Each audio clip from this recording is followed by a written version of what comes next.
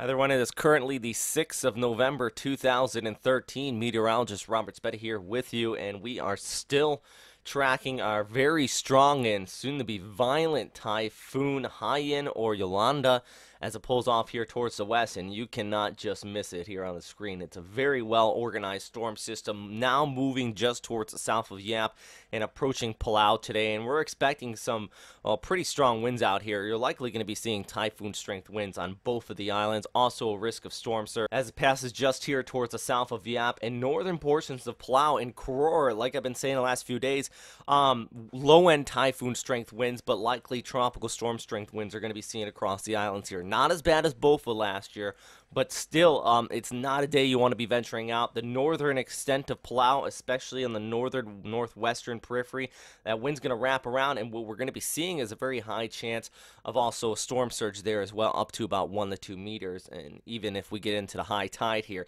it could be higher than that. So really dangerous conditions here going through Wednesday night into early Thursday morning for the islands out here as the storm does pass by there and eventually off there towards the west. Conditions will be improving though going into Thursday, and that's the good news behind it. We're going to be seeing rapidly improving conditions for Yap and Palau. Then the attention's going to be dramatically switching over towards the Philippines. So, and conditions will be rapidly going downhill by Thursday night into early Friday morning. And that's actually one thing I want to quickly talk about. I touched on it yesterday's update. What's really frustrating me is a lack of warnings from Pagasa. Right now, no track has been issued despite the fact that we're under 48 hours before landfall. And what they actually are saying, and this really is very, very misleading, and I hope somebody from Pagasa is watching this and you take this to heart, and I really mean this, is that maximum sustained winds at 95 kilometers per hour, gusting up to 120. Good. We have a nowcast. This weather disturbance is not expected to enter the Philippine area of responsibility on Thursday morning, or is expected by Thursday morning, but it will not affect any part of the country in the next 36 hours. In fact, by Thursday morning, when you plan on putting out this track, it will be less than 24 hours. And as of making this update and reading this to you, we're expecting landfall in less than 48 hours. So 36 to 48. That is exceptionally misleading. Now, what we have been seeing, though, is that the media in the Philippines and the fantastic news, the NDRMC, and basically all of the governmental agencies are all doing their job. Everybody's taken a look at the foreign weather agencies, at their tracks and what they are putting out. Pagasa seems to have been putting stuff out over the radio, but for people that do not listen to the radio every day, they may not have heard that. It looks like they're talking to ABS-CBN as well. They're putting information towards them. Same thing with GMA. So the good news is that everybody else is taking a look at this and not just relying on the information that the official weather agency for the Philippines would be putting out, since there's nothing there. So thankfully for that, hopefully that's going to help save some lives, because last year we saw warnings not be, or track not be issued until less than 48 hours from Mindanao. And, well, you remember what happened with both over 2,000 deaths. This is a track from JTWC, though, and it is expecting a very catastrophic storm system here prior to landfall. Now, a little bit of weakening, and that's the good news, what we're actually seeing. 0706, 140 gusting up to 170 knots. That's winds gusting up to and over 300 kilometers per hour. Just intense winds. Now, by 0718, though, it drops off slightly. Now, what I mean by slightly is it goes down to 135 knots.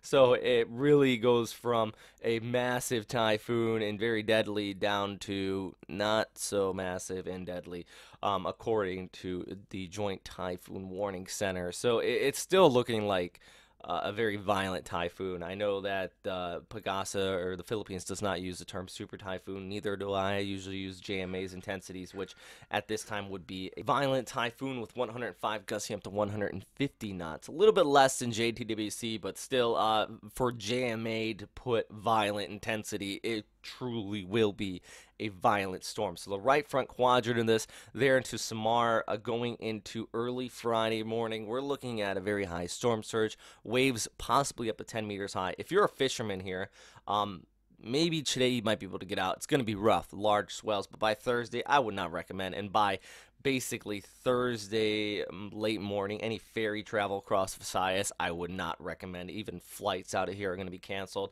That storm surge right near the coast is just the start of the problems. We're also looking at heavy rainfall coming on shore. And most of the Philippines, just due to the wide diameter of this, is going to be seeing rain showers over 50 millimeters, very well likely, from southern Luzon throughout much of northern Mindanao, all of Visayas. But what I'm talking about here is Samar and Leyte, because as this storm comes on shore and it tracks here towards the islands, what we're going to be seeing is along the northern periphery of it, those easterly winds continue to pull that moisture on shore right across Samar. And the problem here is that Samar is very mountainous, same with Leyte, and that with that moisture coming on shore, it brings the very, very high risk of flooding out here in some of these areas. And I'm going to show you here into Samar and Leyte. You just see it. Let's zoom in.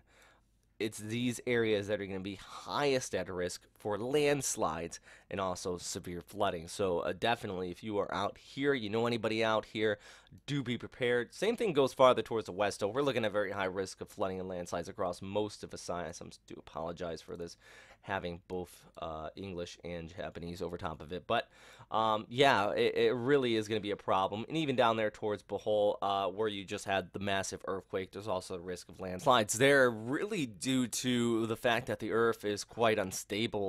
Just the ground is quite unstable for due to all the shaking that's been occurring there recently. But then by Saturday early morning, we're going to see this start to move off there towards the west. Still some pretty gusty winds, tropical storm strength winds, very well likely from Manila.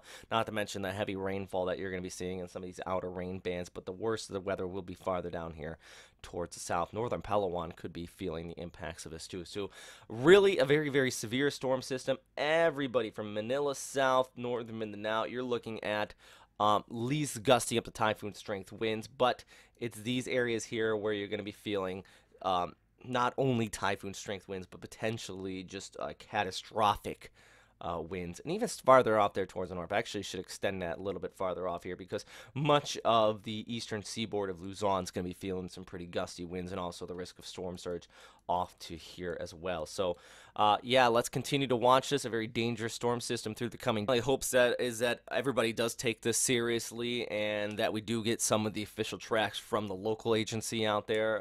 Really everybody else out here in the Western Pacific, every other weather agency is warning on this storm system at this time outside of the Philippines. So it's very, very disappointing. And just to say one more thing about this would be the equivalent, if you are in the United States and you're watching this and you're curious, it would be like having a major hurricane forming out here in the Atlantic, and basically it's going to churn and it's going to go directly towards Miami. All the models are saying it's going directly towards Miami, but the National Hurricane Center doesn't issue an official track until it gets to the Bahamas. It would be the exact same idea and equivalent as that. So yeah, it kind of baffles me. So stay safe out there, everybody, and really thanks for watching.